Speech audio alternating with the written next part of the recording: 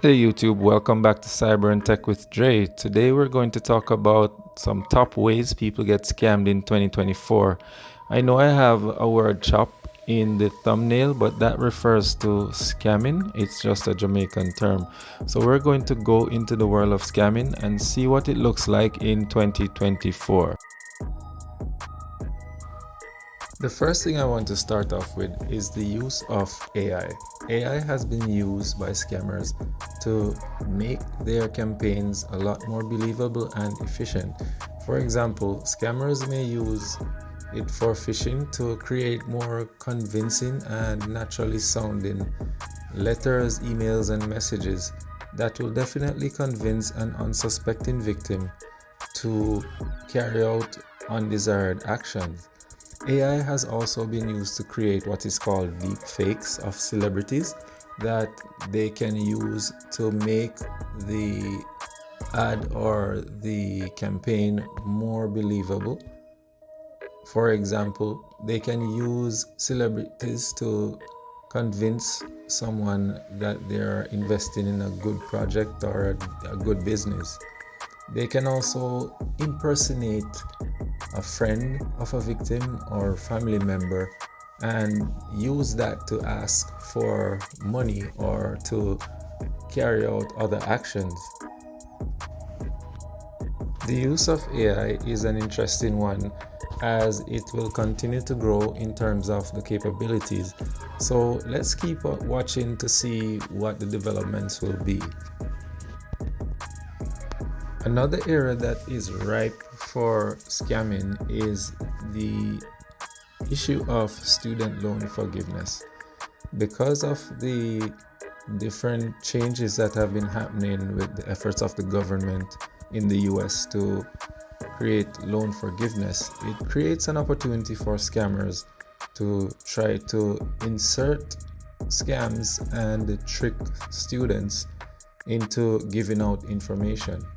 So scammers may contact you to create false application sites that will allow you to input your social security and also your bank account information.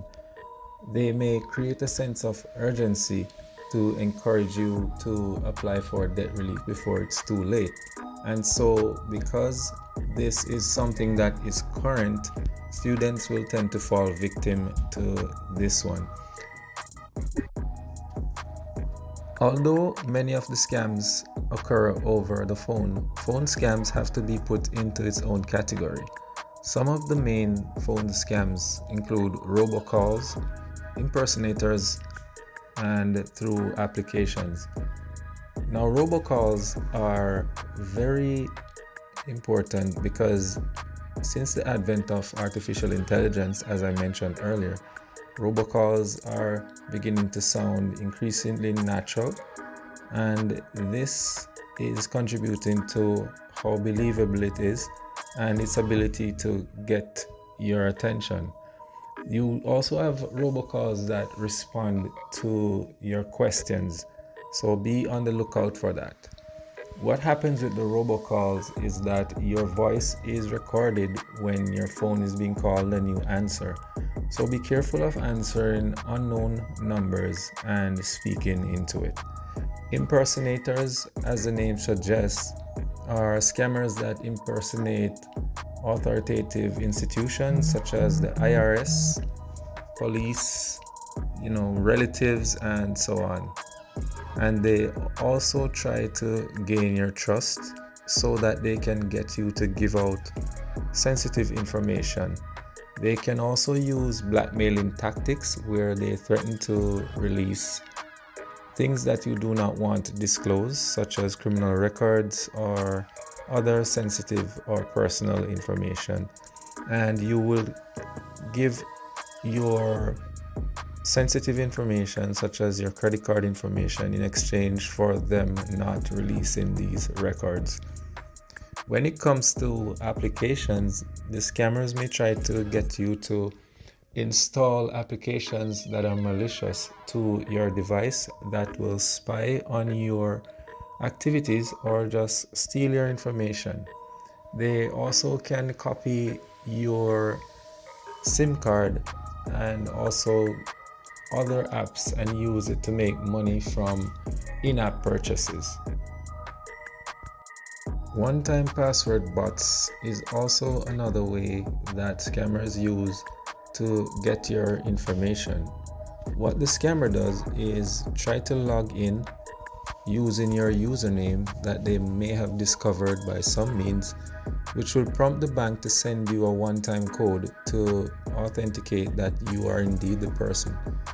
Now, when this prompt comes in and you give that information, the timing that the prompt comes in might convince you that it's legitimate. However, if you respond, it will send the code to the scammer that had previously switched the SIM card to theirs, and now they can log into your account. Another scam method that they can use with your phone is by convincing you to scan their QR code, which will send you to a suspicious or a malicious website that looks like the one that you initially wanted to go to. Once you enter your credentials, then they will have those credentials to later log in and access your funds or your sensitive information. Now let's look at the popular romance scam. This is very popular across the world, and according to the FTC, people have lost over 1.3 billion to romance scams in 2022.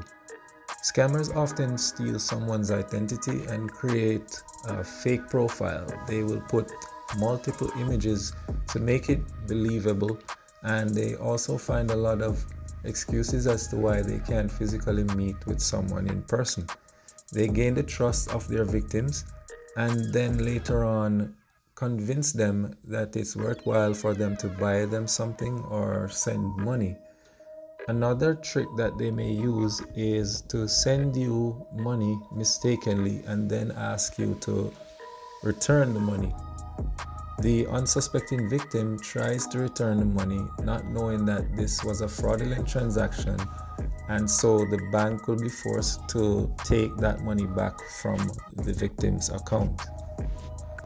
Many of these scams start on social media through private messages or on dating apps, and I must note that anyone can be a victim of these scams.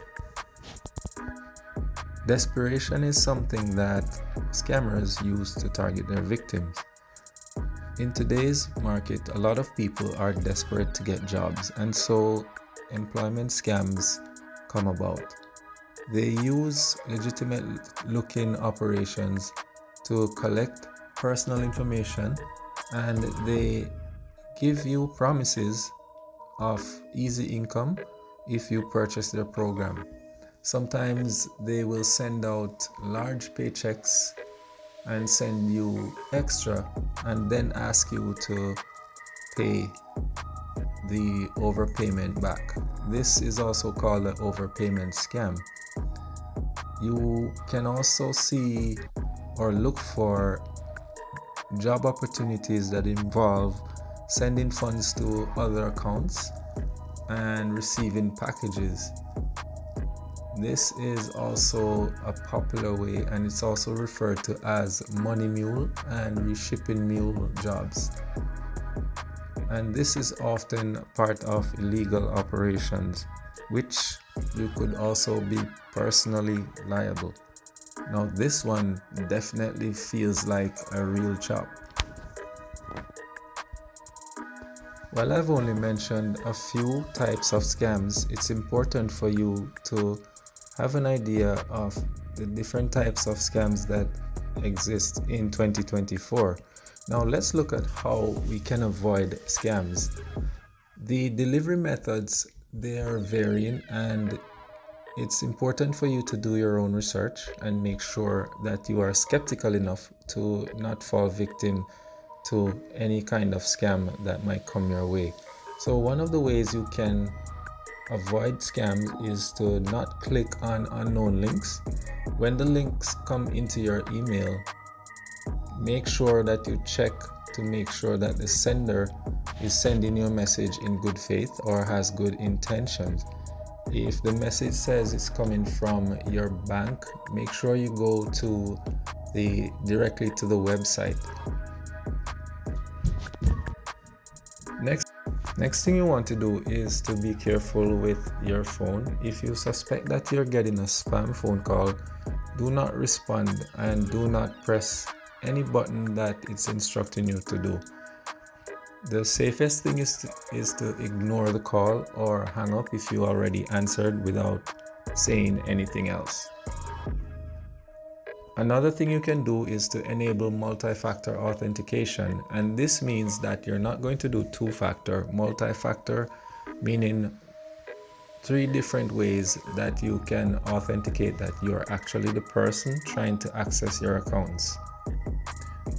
Another thing you need to do is to research companies before taking any actions. If you are interested in joining a venture, make sure that you do your research to see that this is legitimate.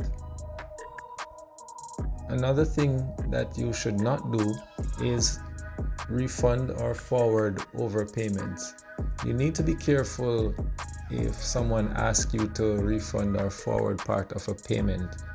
The original payment is normally or often the fraudulent one, and the bank will definitely take that back from you later on.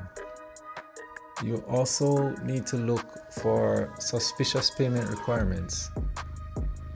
If someone is asking you to pay for something that you normally don't have to pay for, then you need to make sure that you look at what kind of payment they're asking, if it's cryptocurrency or gift card, and find out why they would want to use those that are harder to track. And speaking of which, I want to turn to an example of what I'm talking about.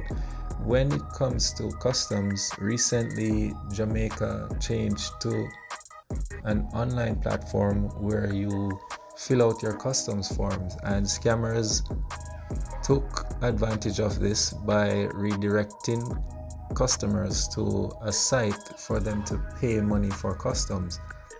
Now, the Jamaica Customs did not have a fee to fill out this form. However, this site was requiring them to pay a fee, and so quite a few people got scammed because they did not take the due diligence to do their research to find out if this was the norm for the customs to charge a fee.